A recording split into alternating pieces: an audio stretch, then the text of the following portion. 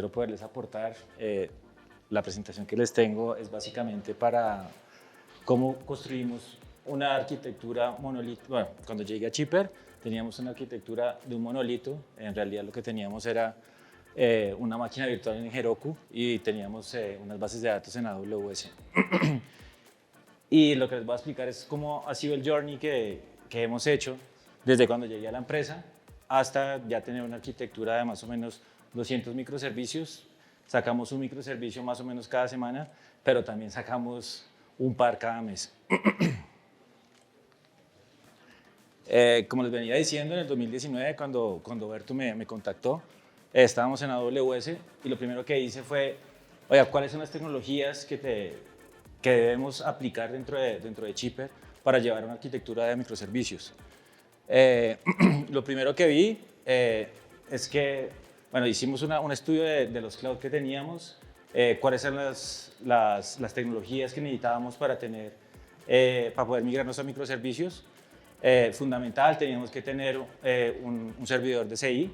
En ese tiempo utilizamos Jenkins, creo que fue un error, la verdad. Debimos irnos más por GitHub Actions o el CI de GitLab, porque es mucho más sencillo para tener templates y poder escalar fácilmente. ¿Por qué nos montamos a Google? Primero, porque era donde yo me sentía más cómodo.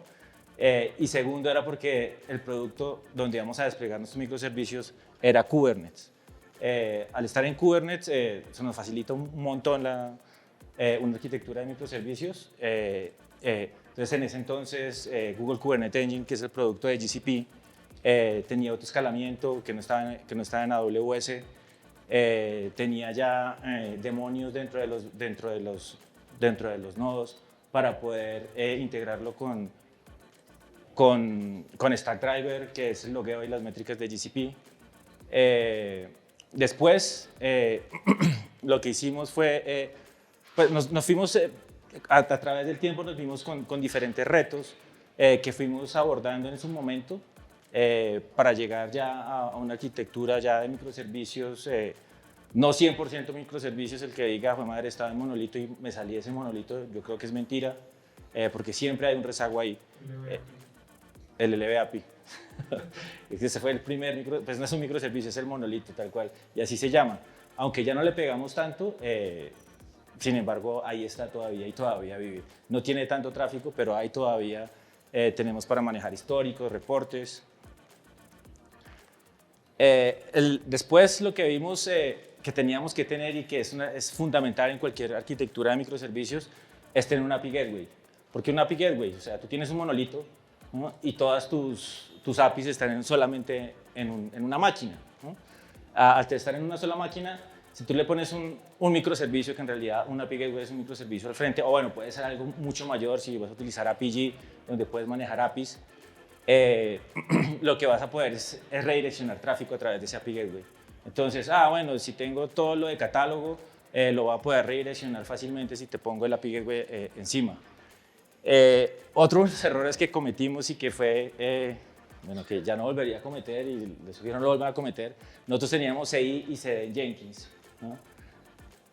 Hay herramientas para CD, no tienes que utilizar CI y CD en Jenkins.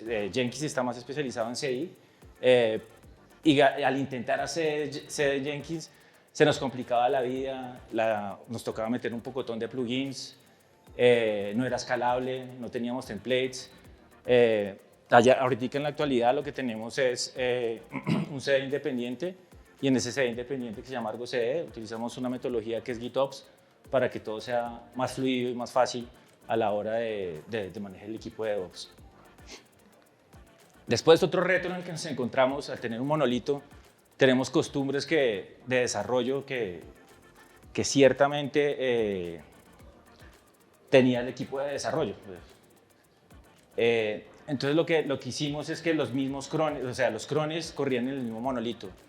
Al tener esos crones en los microservicios, lo que ocurría es que teníamos caídas en esos microservicios cada vez que el cron se ejecutaba. Y claro, nos dábamos cuenta por la observabilidad que teníamos de los microservicios y nos decíamos, pero ¿por qué se nos está cayendo el lunes a las 7 de la mañana o a las 4 de la mañana el monolito cuando le estamos dando tanto recurso?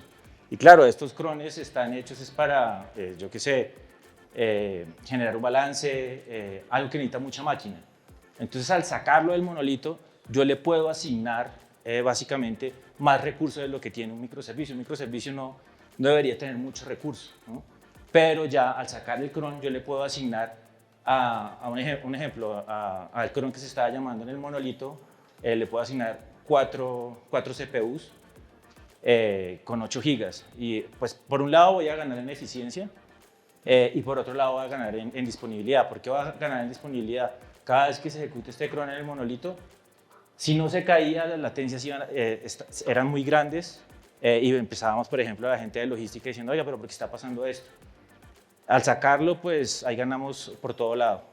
Eso fue como el siguiente paso, lo que nos fuimos dando cuenta en ese momento. Sacamos todos los crones de los monolitos y que no se ejecutaran en el monolito como tal. Bueno, otra cosa que también nos estaba pasando, no hay crones, pero sí hay trabajos que se ejecutan y que eran muy pesados, sobre todo los que tienen que ver con logística, por ejemplo, el enrutamiento, el picking en las bodegas que hacemos desde Chipper. Esos son procesos muy dispendiosos y que generan mucha CPU. Estos no son crones como tal, pero son llamados al monolito como tal. Y cada vez que lo llamábamos, veíamos que teníamos latencias más grandes.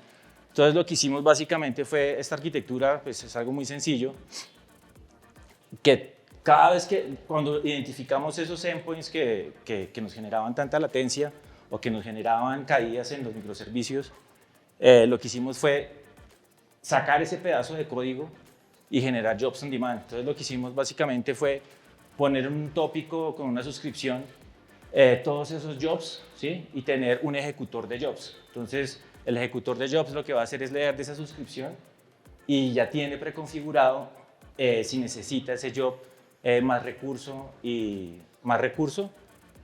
se va a ejecutar aislado a lo que es el microservicio. Eso también nos bajó un montón nos subió la disponibilidad por un lado y ya no teníamos quejas. Era semanalmente que Vivo se está cayendo a las 4 de la mañana, un sábado. Cuando aplicamos esto, sí, que es algo muy sencillo, sacamos esos procesos de los microservicios y eso nos dejó mucho mejor parados y pues al equipo de DevOps pudimos dormir mejor en realidad. O sea, esto nos cambió la vida sin entrar básicamente a lo que es una arquitectura de microservicios. Después, ya con el tiempo dijimos, madre, todo lo que es transaccional es difícil de manejar. Entonces, cuando tú tienes el monolito y tú puedes manejar la transaccionalidad, tienes las bases de datos, puedes hacer tu face commit desde aplicación, pero ya en una arquitectura de microservicios que tienes diferentes despliegues, tienes dos opciones. Una es utilizar choreography o orchestration. Si tú quieres una arquitectura 100% orientada a eventos, utilizarías choreography. Y si quieres alguien que como que esté manejando la orquesta y decir, oiga, llamo este microservicio primero y después llamo el segundo y después llamo el tercero, pero en el tercero la cagué, entonces tengo que hacer rollback en el segundo y en el primero. Eso es lo que haría como en orquestación. Las dos técnicas las utilizamos. Yo recomiendo utilizar la orquestación en procesos donde se necesita llamar muchos microservicios, ¿sí? Por ejemplo, la orquestación utilizamos mucho en el checkout. El choreography utilizamos, que es el patrón Saga, lo utilizamos más es para que yo genere un evento y necesito cargar algo en memoria en otro microservicio y eso me da agilidad. Porque ya, por ejemplo, me creo una orden en una bodega, entonces ya tengo todas las órdenes cargadas de esa bodega para darle una mejor experiencia de usuario cuando estén pidiendo o cuando estén ruteando en las bodegas y no tengo que volver a recargar todas las órdenes. La recomendación acá, para mí, lo que nos ha servido, cuando tiene que ver cuando una transacción involucra muchos microservicios, utilizar orquestación. Cuando es algo sencillo y quieres tener una arquitectura totalmente orientada a eventos, el choreography es como la ruta que tienes que seguir. Después, y lo más importante de ahí ya empiezas como a trabajar de verdad y tienes una arquitectura sólida de microservicios, ya tus microservicios no tienen mucho recurso asignado, no se te caen porque no tienes procesos pesados que los tumben. Necesitas manejar, bueno, esto siempre tiene que existir, pero necesitas manejar una observabilidad.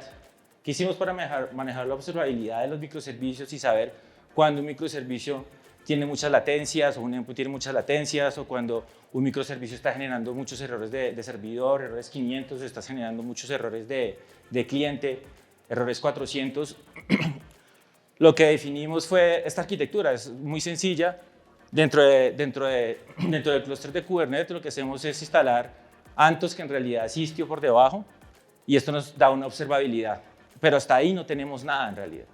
Tenemos unas métricas que sería buenísimo verlas y nos dice en este microservicio estás teniendo, o tú lo ves, pero no generas ningún accionable. Entonces lo que hicimos fue a través de Grafana y Prometheus generar unos thresholds a esas métricas para cuando esos thresholds se lleguen al límite. Por ejemplo, un threshold que definimos, no puedes tener más de 2% de errores 500 durante un minuto en cualquiera de los microservicios. Al generar eso me genera una alerta. Bueno, estoy creando una alerta. Lo que me genera eso es un incidente que automáticamente lo que va a hacer es generar un flujo de trabajo donde básicamente te va a decir, en este microservicio, en este endpoint estamos generando errores 500, por favor investiga qué es lo que está pasando. Seguramente tienes en el flujo algo que no contaste y por eso estás generando un error que no deberías generar, y eso genera una tarea en Jira. Esto pasa automáticamente una vez tienes definidos estos thresholds. Lo importante para mí, siempre lo he dicho, no es tener la métrica. La métrica, la verdad, te sirve para nada, ¿no? Lo que te genera en realidad un accionable es el threshold sobre esa métrica. Al generar tú el threshold sobre esa métrica, ya sabes cuál es el comportamiento que debería tener el recurso, pero más importante es que vas a generar un incidente para poderlo tratar a través del equipo de desarrollo. Y así es que nos manejamos básicamente. Todos estos incidentes que son generados automáticamente son analizados por el equipo de desarrollo y tienen que ser analizados. Y fuera de eso también tengo un histórico donde digo, oiga, mire, bueno, hace 2 semanas generamos un error de este mismo calibre, ya esta mierda no debería pasar. Ese proceso que describo en la siguiente, que no está acá, es el que nos ha permitido generar mejora continua en el performance de la aplicación y en la disponibilidad de la aplicación. ¿Por qué? Porque los incidentes se traquean, genera un accionable para los desarrolladores y si no se hacen, pues se les jala las orejas y les dice, oiga, toca hacer algo. Esta vaina no puede ocurrir otra vez. ¿Qué me permiten los thresholds? En el sistema que tenemos, yo en el threshold, en lo que llevamos ya con este sistema de 2 años, lo he apretado 5 veces. Entonces al principio no podíamos tener errores 500 por más de 5 minutos en el 8%. Y ya vamos en el 1%. Y eso es lo que nos permite es tener una aplicación mucho más confiable, con mejor disponibilidad y con mejor latencia. Acá es como el ciclo de lo que hacemos cada vez que entra un recurso, porque acá no solamente hablar de los microservicios. Un recurso, yo me refiero a un cron. En Chipper tenemos más de 300 crones, como les decía, más de 200 microservicios, más de 1000 jobs ejecutados al día. Tenemos tópicos, suscripciones, CloudTask, bases de datos, Mongo, Neo4j, MySQL, Postgres. Todos esos recursos, a esto le hacemos este ciclo, que es importantísimo para mí. ¿Por qué? Porque esto nos da una forma de trabajo. Cuando entra cualquier recurso nuevo dentro de nuestra plataforma, lo que hacemos es definirle la métrica. De hecho, nosotros no definimos la métrica. Todos los recursos que ya están, ya saben cuáles son las métricas. Pero lo importante es definirle ese threshold. Sin ese threshold pues no sabemos nada, como les decía. Si vamos a un despliegue de un microservicio, entonces sabemos que la métrica, por ejemplo, es la de CPU o la de memoria o la de los RPS o errores 500 y 400 y definimos la métrica. ¿La métrica cuál va a ser? Va a definir la métrica de no puede ser más de 2% durante 2 minutos en el microservicio. Eso es lo que hacemos ahí en DevOps y ya lo que está, que es cuando se configura la alerta, cuando se notifica el incidente, cuando se diagnostica el incidente y cuando se crea la acción, un plan de acción para que esto no ocurra de nuevo, eso pasa automáticamente. Lo único que tenemos que definir nosotros dentro de Chipper es definir la métrica, que ya está, sino es entender la métrica más bien, y definir los thresholds. Lo demás ya pasa automáticamente porque tenemos un sistema de configuración. A través de Terraform y a través de GitOps podemos hacer esto. Estos son como los takeaways que yo como que en lo que la he cagado y que no me gustaría que ustedes la cagaran. A veces va en contra de lo que dicen, lo que dice la gente, pero pues a mí me ha servido, de pronto ustedes no, pero pues a mí me ha servido. No importa cuántas veces le sugieran que cree una base de datos para cada microservicio, no lo haga, la van a cagar porque la factura cada vez les va a llegar más cara. En su lugar, creen un esquema para cada microservicio, siempre es importante ahorrar. Entonces, yo ahorita en Chipper tengo más de 20 bases de datos, pero tengo más de 100 esquemas, 100 esquemas contados en todas esas bases de datos, que es muy diferente. Y nosotros monitoreamos otra vez el monitoreo y generamos un mejor flujo en esas bases de datos, poniéndoles índices, pues notificando y generando acción sobre esto. Para cada recurso en la arquitectura, cree una métrica, establezca la alerta para cuando no se cumplan los límites, el threshold, como por ejemplo un 2% de errores 500 en un microservicio por más de 2 minutos. Ningún endpoint de un microservicio debería tener latencias mayores a 20 segundos, ya que con seguridad degradará el performance de los endpoints. Cuando tú le pegas a ese microservicio y ese más se está demorando más en soltar los recursos que él requiere para hacer su trabajo por más de 20 segundos, seguramente si en ese microservicio se llaman otros endpoints, esos endpoints también se van a ver degradados por ese llamado, solamente por ese llamado. Entonces es como una política y de hecho por eso tenemos una alerta.